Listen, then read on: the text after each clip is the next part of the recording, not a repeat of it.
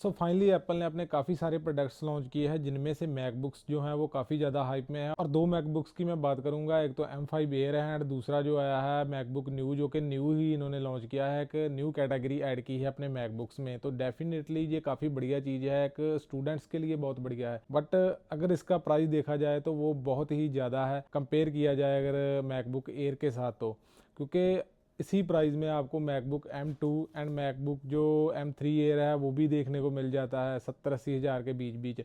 और ये सिर्फ 8 GB रैम एंड 256 GB रोम के साथ लॉन्च हुआ है। और मैकबुक न्यू में आपको मोबाइल प्रोसेसर देखने को मिलता है A18 प्रो, जो कि आईफोन 16 प्रो सीरीज में आया था, बट उसमें आपको 6 core CPU and 6 core GPU देखने को मिला था। और जो मैकबुक न्यू में प्रोसेसर है 18 प्रो, उसमें आपको एक GPU कोर कम देखने को मिलता है, यानी कि परफॉर्मेंस आपको उतनी नहीं मिलेगी। जहां पर आप सिंगल कोर और मल्टी कोर परफॉर्मेंस देख सकते हैं, बट ये जो परफॉर्मेंस है ये विंडो से कंपेयर की गई है इंटेल के प्रोसेसर के साथ, जो कि आईफोन 16 वाले A18 प्रो की है। बट इसमें से एक GPU कोर कम होने की वजह से आपको परफॉर्मेंस कम देखने को मिलेगी। आई डोंट नो इन्होंने ऐसा क्यों किया। और प्राइस भी इसका बहुत ज़्यादा है, 70,000 प्राइस है, जो कि इन्होंने बोला है कि स्टूडेंट्स के लिए है। बाकी स्टूडेंट डिस्काउंट लगाकर आपको 10,000 ये सस्ता पड़ जाएगा, बट फिर भी ये 60,000 का पड़ेगा आपको। इसके अलावा आपको 8 GB 256 GB का जो बेस वेरिएंट है उसमें आपको टच आईडी का सपोर्ट भी देखने को नहीं मिलता। आपको टच आईडी लेने के लिए 512 GB वेरिएंट जो है बाय करना पड़ेगा, जिसके लिए आपको 10,000 एक्स्ट्रा पे करना पड़ेगा, यानी कि 80,000 का ये लैपटॉप बन जाएगा। और 80,000 का लैपटॉप जो है कोई अफोर्डेबिलिटी में नहीं आता, ना कोई स्टूडेंट उसको अफोर्ड कर सकता है। और अगर मैं अपनी बात करूं, अगर मुझे इतना पैसा स्पेंड करना ही है तो मैं डेफिनेटली मैकबुक M2 या M3 एयर जो है वो बाय करूंगा, क्योंकि उसमें पावर भी ज़्यादा देखने को मिलेगी। इससे काफ़ी ज़्यादा फर्क है। इवन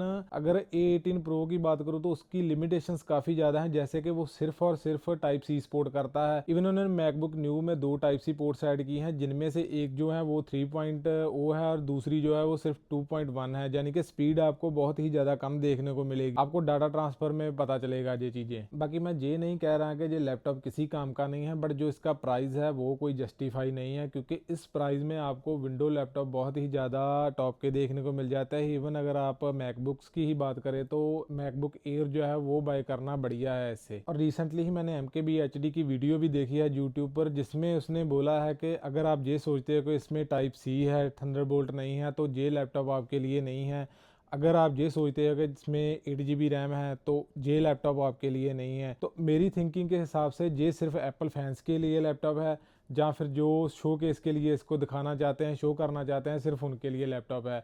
अफोर्डेबिलिटी का नाम इसमें कहीं नहीं आता, इसलिए इस लैपटॉप को बाय करने का कोई भी मतलब नहीं बनता। मतलब कि आप खुद ही सोचो कि 2026 में भी किसी लैपटॉप में 8 GB रैम देखने को मिल रही है, वो भी इतने बड़े प्राइस पर है। तो इसको आप अवॉइड ही करो जब तक ये फ्लिपकार्ट वगैरह पर सेल्स में नहीं आता, जहां आपको बहुत ही कम प्राइस में ऑफर में देखने को नहीं मिलता। और दूसरी बात जो है वो हम मैकबुक एयर M5 की करेंगे। उसको भी अगर आप लास्ट ईयर के मॉडल के साथ कंपेयर करें तो उस टाइम जो M4 एयर आया था वो अफोर्डेबिलिटी की वजह से ही चला था। जैसे कि M4 एयर का जो बेस वेरिएंट था वो पहली बार 16 GB रैम के साथ आया था, और इवन इन्होंने मैकबुक M2 एंड M3 जो थे उनको भी 16 GB रैम के साथ इक्विप कर दिया था। बट इस बार जो M5 एयर आया है उसमें बेस वेरिएंट आपको 16 GB 512 GB देखने को मिलता है, बट उसका प्राइस भी इनके साथ ही इन्होंने अप कर दिया है। और जो M4 एयर का बेस वेरिएंट था उसमें आपको 10 core CPU and 8 core GPU देखने को मिलता था, जो कि 1 लाख के अंदर था। और इस टाइम जो M5 एयर लॉन्च हुआ है सेम चीज इन्होंने उसके साथ रिपीट की है, जो कि 512 GB में भी आपको 10 core CPU and 8 core GPU देखने को मिलता है। बट M4 एयर का जो 512 GB वेरिएंट था उसमें आपको 10 core CPU and 10 core GPU मिलता था, यानी कि अगर आप M4 एयर में 20,000 एक्स्ट्रा पे करते थे उसमें आपको परफॉर्मेंस भी ज़्यादा देखने को मिल जाती है। डेफिनेटली M5 की परफॉर्मेंस जो है M4 एयर से काफ़ी ज़्यादा है, बट फिर भी इन्होंने प्राइस ज़्यादा कर दिया है। और जो M5 एयर है उसमें आपको 10 core CPU and 10 core GPU के लिए 10,000 एक्स्ट्रा स्पेंड करना पड़ेगा, यानी कि 1,30,000 रुपये जो है वो स्पेंड करने पड़ेंगे आपको। तो प्राइस जो है बहुत ही ज़्यादा अप हो चुका है इस साल लैपटॉप्स का, और अफोर्डेबिलिटी का जो मतलब है वो ख़त्म हो चुका है। क्योंकि पहले M4 एयर जो था वो आपको ऑफर वगैरह में 80,000 के आसपास मिल जाता था, बट इस बार ऐसा नहीं है, आपको ऑफर वगैरह लगाकर भी ये 1 लाख के ऊपर ही मिलेगा। मतलब कि जो मेन कंसेप्ट था जिसकी वजह से हर कोई मैकबुक करता था वो ही ख़त्म हो चुका है।